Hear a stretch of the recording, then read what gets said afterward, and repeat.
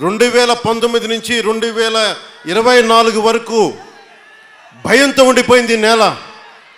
5 కోట్ల మంది ప్రజలు కొద్ది మంది చేతిలో భయపడతారా?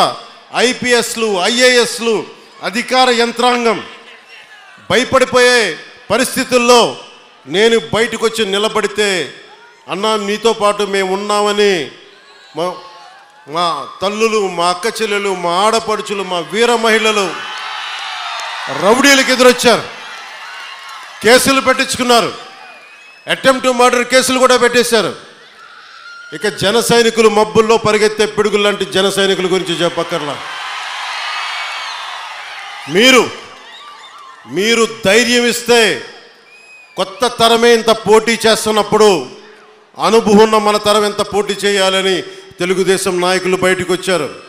కేంద్రం మనకు అండగా ఉండి మనం ఎంకెంత బాగా పనిచేయాలని చెప్పి భారతీయ పార్టీ జనతా నాయకులు అందరం కలిపి ఈరోజు వచ్చి 164 స్థానాల్ని బలంగా గెలుచుకొని ఒకటే అన్నారు కదా మనల్ని, నువ్వు అసెంబ్లీలోకి ఎలా అడుగు పెడతావు, నువ్వు అసెంబ్లీ గేటును కూడా తాకలేవన్నారు.